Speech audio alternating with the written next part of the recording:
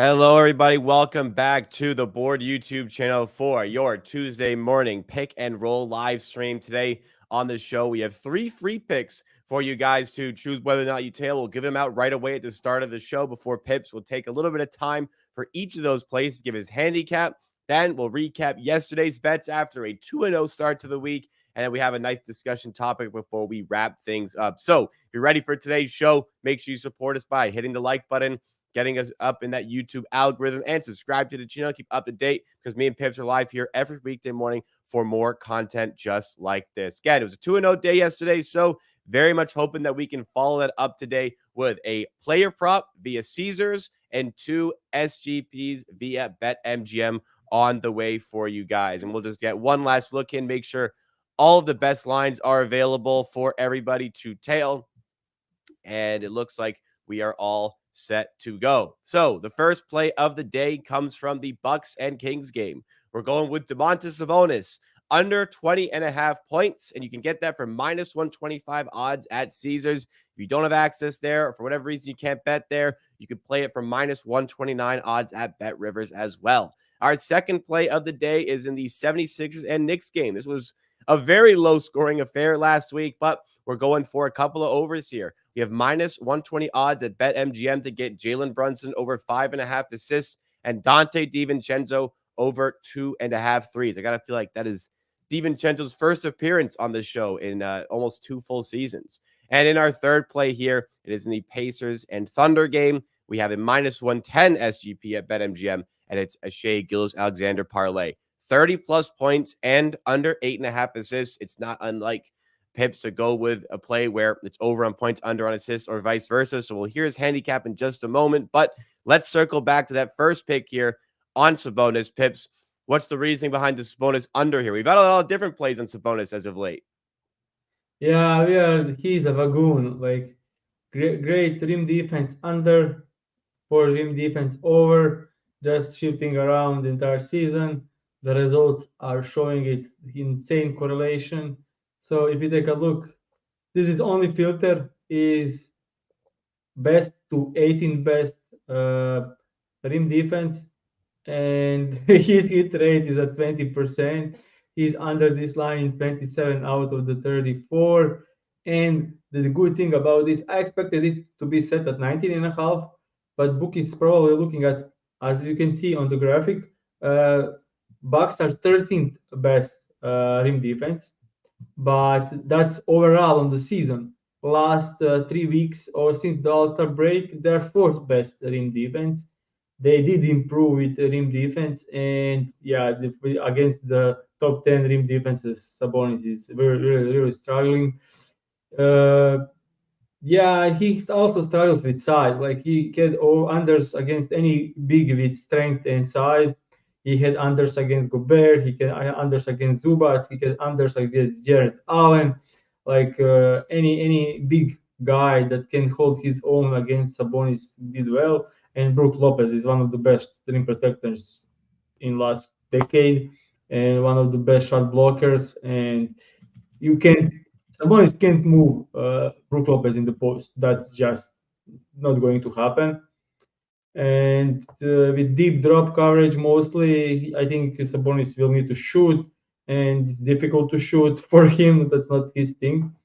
Last time he had 21 against the Bucks earlier this season, and it was a crazy game because at that time Bucks defense wasn't even like average. They were below average defense. They were poor defense at the time, poor rim defense at the time, and it took 9 from 10 from the field, 1-on-1 from 3 point line, and an overtime for him to get to 21 points. So yeah, I think this is a game like we could see Sabonis 14 to 16, 17 range, with like shooting like 6 from 11 from the field or something, because it will be tough for him make buckets outside the restricted area. So that's why I'm going with it. And as you can just take a look back at the graphics, we can see other skilled bigs struggling. Davis way below average, Adebayo below average, Jokic kind of are on the average side. Sabonis 21, Sengun 21 and 20 below his average. So everyone struggled, even though the defense wasn't great at the time, and now it's one of the best in the league. So yeah. All right, there we go. There's the first play on Sabonis. Let's move to our second play of the day in the 76ers and Knicks game. Jalen Brunson over on assists at 5.5, and Dante DiVincenzo over on threes at 2.5. What's the story here? Yeah, so the story is Branson without Randall averaged 7.3 assists this season and is over in 9 out of the 14 games. But the thing about this, so 9 out of the 14, so he hit 5 unders, and out of those 5 unders, 4 came twice Orlando Magic, twice Indiana Pacers, two teams that allow the least assists in the entire league.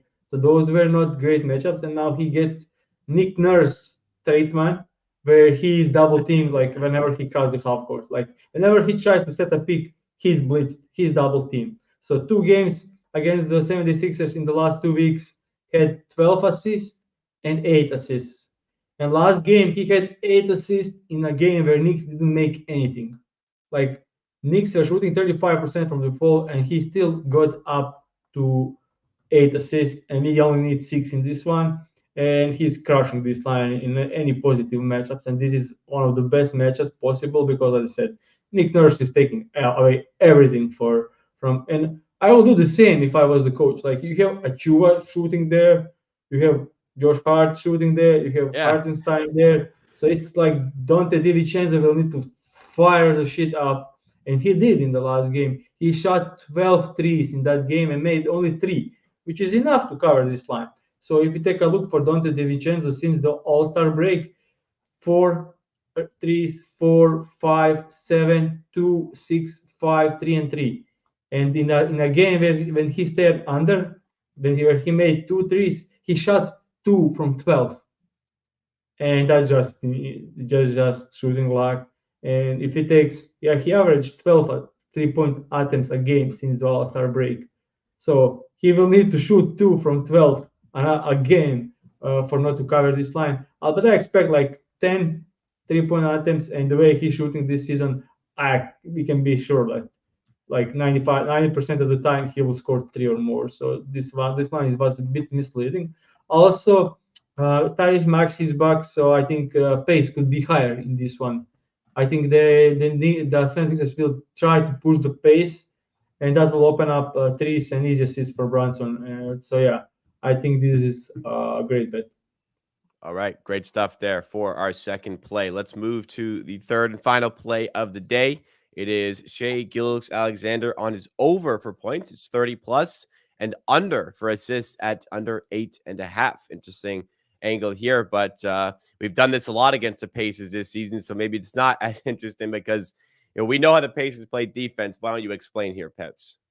Yeah, I mean, even if you take a look, like without knowing that Pacers are a great defense, out of 63 games this season, Shea went over this line only in 11. So that's like 70% clear rate on this assists Of the line. assists. Okay.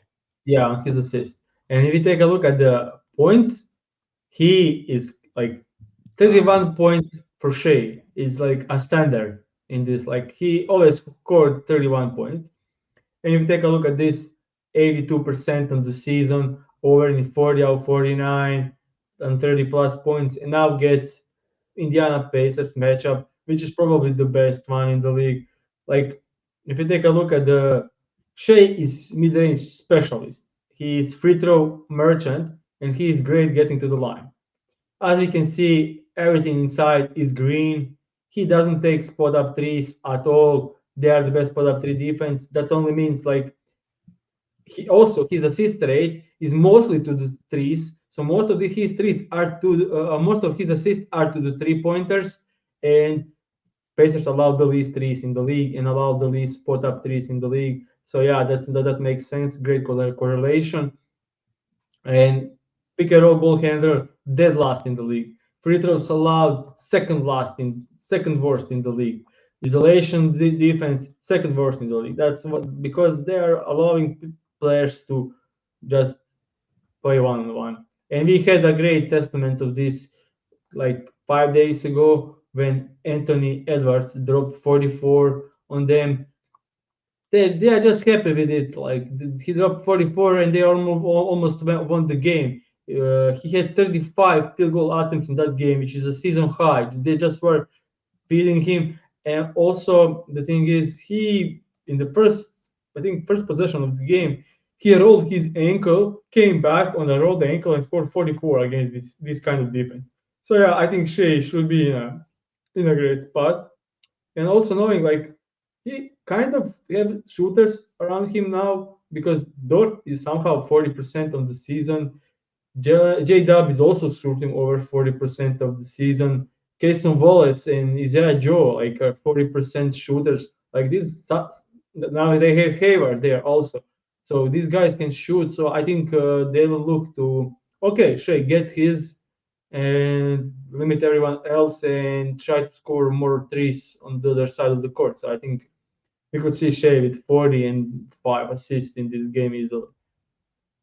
All right, so there we have it. Those are the three plays for today. Let's go to yesterday, where we had two plays on the show, and we had two winners, including a positive hook here. So the hook counter on the season improves to 6-13. It's going to be crazy when we go on a 8 positive hook win streak for the last 20 games of the season or so here when we get back to 50-50. But hey, one in the column here. We'll take it. Grayson Allen. I mean, we had a couple of kind of sweaty ones on this one. We had the Kevin Durant over. It was 20 plus. Crushed it. And we had Grayson Allen under 14.5. Grayson Allen finishes at 14. So that one was a little bit sweaty indeed here, but we take it. He had a good second half. Doesn't go over regardless. In the second play, we have Cade Cunningham 20 plus points. He finishes with 22. And we had Brandon Miller, 18 plus points. He finishes after a pretty rough second half with 19. So all in all, pretty close, but we take it on the winning day. We're up nearly 3 units on the season now, which is great to see after this one. So let's hope we keep pushing here. Pips, any comments from these two winners? So I will just say like this is the power of same game parlays. Right. Privately, Took the shorter line. privately, yeah, privately, I had Grayson Allen under 13 and a half straight, got hooked. I had Cade Cunningham over 22 and a half, he scored 22, I got hooked. And I had Brandon Miller over 20 and a half, he scored 19, one field goal made away. So I was 0-3 and we were 3-2 and But 0 you on the said show. specifically, I like Cade and Miller on their own, but for a shitty game like this, I don't want to put too much stake into it. Yeah, So we're just going with the one play here. That's exactly yeah. what you said, and Yeah, probably. Yeah, I got good good numbers, so good thing. I had insane points. Just want to say, Grayson Allen shot 4 from 5 from three, and was at 12. And then last 20 seconds of the game, he was the one guy inbounding when Cavs were fouling, and he got the ball to KD, and he passed it back to Grayson Allen, and he got fouled, and he made both free throws, and I lost that one, but we won on the show. So that was a bit sweaty, but not sweaty. Like he had true shooting over 100%, which is insane. And Kate Cunningham scored 22 and then missed 4 straight shots in the last 4 minutes. Brandon Miller had 19 with 11 minutes left in the game, missed 4 shots and stayed at 19. Yeah, that's shitty stuff. But on the show 2-0, we are happy. Power of same game parlays. The thing with same game parlays, when you lower the line 2 or 3 points and you get the volume we expected, they need to shoot like 30% to not cash on this. And this is the power of same game parlays. Well, I'll tell you, Cade and Brandon Miller did their best. Brandon Miller went 3 of 10 from three. Cade went 2 of 10 from three. And even still, we had the cover on the game for both. So we take it. Allen mentioned as well that he believes Grayson Allen had the last rebound and they didn't foul, which, well, that would have been a rough loss if he gets 4 free throws I here. mean, they never foul there when they are down 6 with 5 seconds left. So Okay.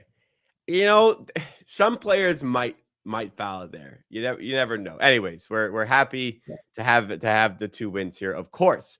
Interesting little piece here that Pips brought up pre-show that we wanted to discuss a couple of graphics here showing the league average offensive rating over the last 5 seasons, including this season, and the league average free throw attempts per game over the last 5 seasons. So, in terms of league average offensive rating, as the season goes on over the last 4 seasons prior to this one, typically offensive rating steadily increases. Whereas this season, there was a huge spike to start the season. It sort of slowly, incrementally increased offensive rating, but there has been a plummet in offensive rating since the start of the second half of the season. And in the free throw attempts category, this is typically all over the place, but free throw attempts has never been lower over the last 5 seasons in the free throw attempt averages per game. So obviously a little bit of correlation between these two. It seems as though the NBA is starting to allow more contact, and that is decreasing offense. What do you see here, Pips? Yeah, exactly. They are trying to. Honestly, we see now see playoff kind of refereeing in the regular season, which is great to see. Uh, n- if you are watching game, you probably noticed that teams call timeouts like because they are afraid to lose one. Like the game flow is just going. Like you have like no fouls, no free throws. It's just games move quickly, and it's a very nice product now. Maybe I like it way more this way. When we have like 20, we went from 23 free throws a game to like 20, which is like absurd. Like in one season to go from 23 to 20 is like huge difference. Offensive rating are going down with offense being the most talented ever, and that only shows that defense are great. So I want to point out some crazy stuff. If you look at the right side, Yeah, early season of 2022, if you remember that, I don't know if you guys remember, but it was new ball, and they tried to the league was trying to make allowing more contact. And I remember that greatly because I was always like heavy over bettor. And first month of that season was incredibly painful as an over bettor because no one was going over. If you bet entire slate under in 2022, I remember. Yeah, I remember now. I remember the start to the season. everything like 75% clear rate on unders. Like Bradley Beal started the season with 33 and a half points line, and 3 weeks later he was at 22. Yeah, Like it was insanity, and every player across the league did that. Players complain, and you can look at the line going yeah. It almost turned into way one of the back highest and over. offensive ratings in a season, and Yeah, turned into one of the highest free throw attempt rates in a season. yeah. Yeah, And now we are almost at that point. We are heading to that point, which is great. Yeah, the bookies will throughout the course of the season be better at adjusting their lines because that was the start of the season with no data. Now they have data and see probably decline.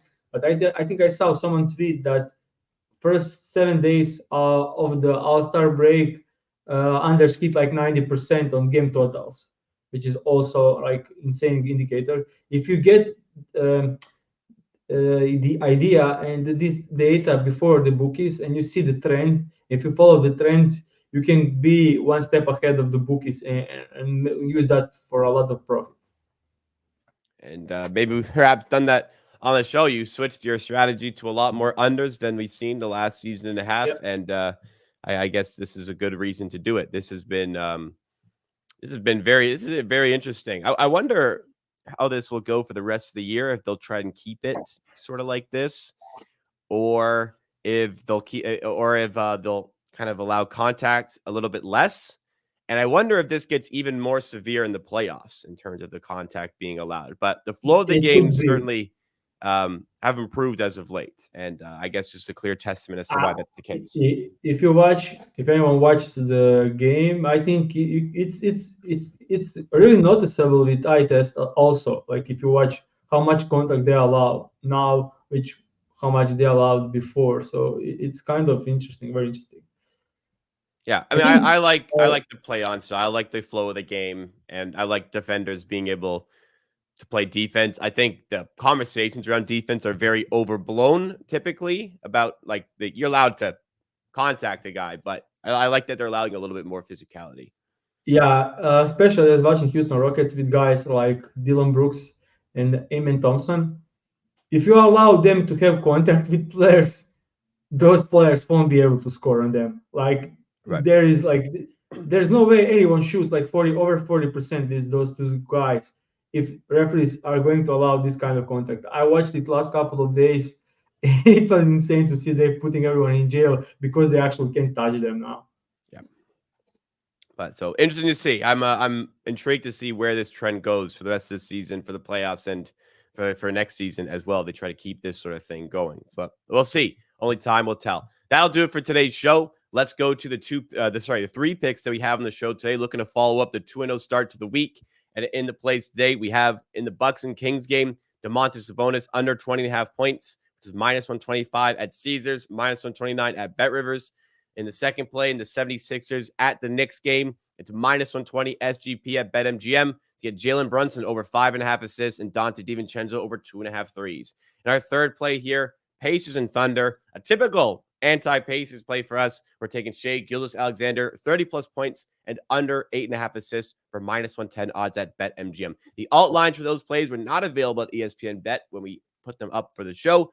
If you're watching later in the day, please make sure you check there and check out any of the odds available to you and in your region with the BetStamp app, which we continue to advocate for. Super easy to find plays and the best possible number for those plays. Thanks again for watching, everybody. Make sure to drop a like if you're tailing the plays. Make sure you subscribe as well. So you're back here for the same time, same place tomorrow for more from Pick and Roll. We're live at 9:45 a.m. Eastern time for weekdays. Thanks again, everybody.